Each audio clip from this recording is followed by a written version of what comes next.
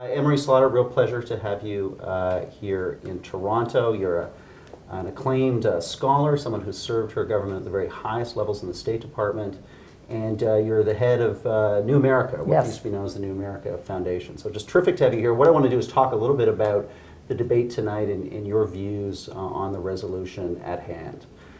In effect, be it resolved, President Obama has made the world a more dangerous place. We can't be more provocative than that. Right. But you say that your opponents tonight need to prove a counterfactual. Yes. And you don't think that's going to be easy. Give us a top-line sense of why you think they've got a steep hill to climb. So I think they have to argue that but for Barack Obama, Putin would not have invaded Crimea and then Ukraine. So you have to really make the case that he has emboldened Putin, or he has emboldened Xi Jinping, or he has emboldened ISIS, and that's why the world is a more dangerous place. And my proposition is the world is a very dangerous place. There's lots of things you can criticize Obama for, but if you look at each of those situations and you think to yourself, Putin did this because lots of reasons, but not least because he's weak at home and he needs to bolster his domestic standing and he is relying on nationalism to do that. Now, it's very hard to assume that if Barack Obama had done something different, that wouldn't be the case. So my point is they have to prove not just that Barack Obama has made a difference, but that he's emboldened our enemies and caused them to do things they wouldn't have otherwise. Well, just to continue on Putin for a sec, I mean, they're going to draw a line from Obama erasing his red line in the sand with Bashar al-Assad over a strike on chemical weapons if used, and they'll say, look, that emboldened actors like Vladimir Putin because, hey, I guess America isn't in the red line business anymore. Well, so I have criticized Obama for the not sticking to that particular red line. But if you know, if you look at the chronology of Putin in Ukraine, what you see is that actually what made the biggest impact on Putin was Yanukovych fleeing. And at that point, the hardliners around Putin said, see, the United States is in the business of overturning governments. No matter what we do, that's what they're going to do. And at that moment, he lost his liberal advisors. He became much more hardline. So that's the actual triggering moment was something where, in Putin's view, Obama had been really tough, right? He had engineered the departure of the Russian client in Ukraine. So I think you have to show precisely how it is that our not doing something in Syria actually led Putin to do this, that he wouldn't have otherwise done. Barack Obama and your government is now doing something in northern Iraq, airstrikes both in there and in Syria. I mean, do you, again, think that this president doesn't get credit often? He's painted as a dove, but you look at the history. I mean, a lot of unconventional warfare against al-Qaeda, the invasion of Libya. I mean, if that's what a dove is today, I'd hate to know what a hawk is. I think hawk dove is actually crazy. I think what he is doing is he's acting where he is convinced he can make a difference. So on Al-Qaeda, he's decimated Al-Qaeda. Independent of Osama bin Laden, he had decimated Al-Qaeda before. In Mali, he doesn't act, but he's right behind the French acting. In Libya, he acts with NATO. And here, he does have the means to contain ISIL. Whether he can eradicate ISIL remains to be seen. So he's acting where he is certain that he can have an impact, and he's avoiding actions that in his mind would inflame our enemies. In other words, he knows that boots on the ground in the Middle East is the surefire way to make things worse. And there, I agree with him. There are other things where I think he could do more, but I don't think he's emboldening any enemies. What do you, how do you respond to the critics who would say, okay, airstrikes for now, a policy of containment, but inevitably this is going to lead to boots on the ground because you're not going to get the results that you need from airstrikes. So another example of this president kind of going halfway as opposed to going all the way to do what really needs to be done. Well, I think if our experience in Iraq and Afghanistan has taught us anything, regardless of what political party you are, it is that putting troops on the ground does not achieve a definitive answer, that you are generating your own antibodies, and the longer you stay, the more complicated it gets.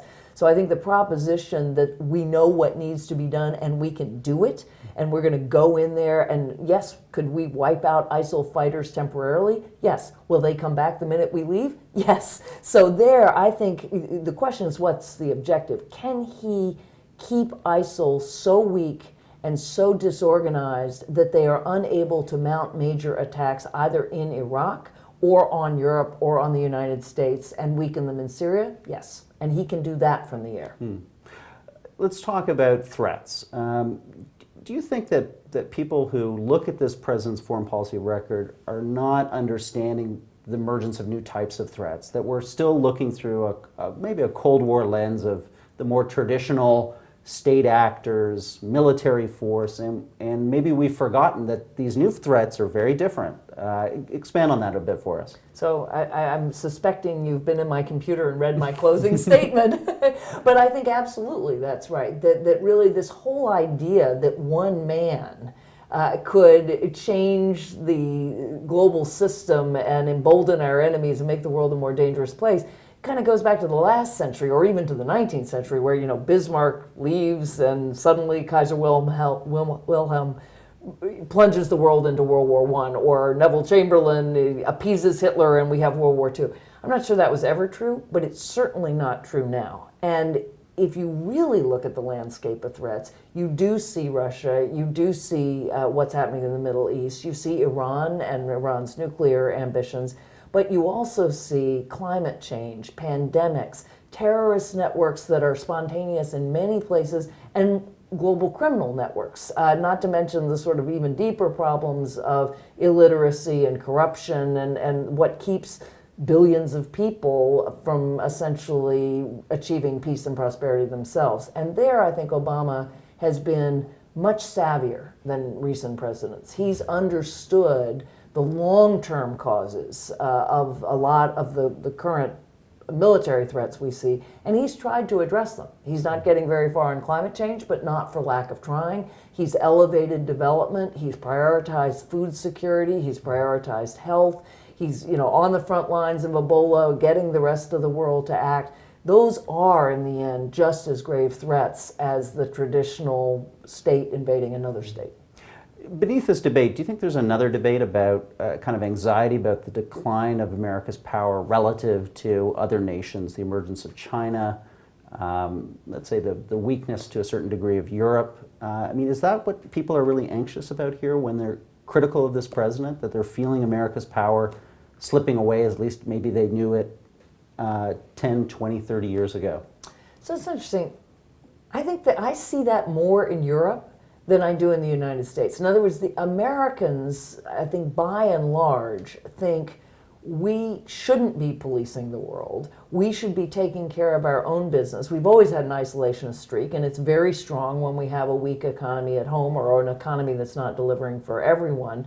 And so I think the American view is more, we're not sure of our purpose in the world, but we're sure that it shouldn't be fighting long wars in Iraq and Afghanistan.